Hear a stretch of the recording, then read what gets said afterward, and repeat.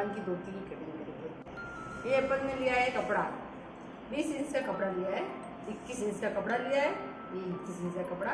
और ये अपन ने लिया है 11 इंच, ये 11 इंच। इस कपड़े को अपन को करना है मोड़ के डबल करना है, ये डबल किया, फिर इसको करना है तिरछा थोड़ा, ये किया तिरछा, तिरछा करके उसको यहाँ से बिल्कुल कटिंग नहीं करनी है, यहाँ से 10 इंच लिया, यहाँ से 10 इंच लिया, और यहाँ से 10 इंच लिया, और यहाँ से 10 इंच लिया, 10-10 करके पूरी बराबर गोलाई करनी है कपड़े की, ये पूरी गोलाई करनी, पूरी कपड़े की गोलाई। यहाँ से कोई कटिंग नहीं करनी, फिर इसकी करनी है कटिंग अपन को, ये कर दी कटिंग, ये कटिंग कटिंग, फिर इसको बीच में से ही काटना, ये वाला काटना, ये वाला बीच में वाला काटना,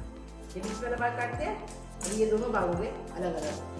ये दोनों भाग अलग अलग हो गए। फिर इसमें सर लगाना है, ऐसे सर लगाएंगे, इस सर लगाएंगे, और इस बाद के भी सर लगाएंगे, फिर इसके ऊपर लगाना है बेड। ये हो गई कृष्ण भगवान की मूर्ति, हम आपको सीख के बताई गई है।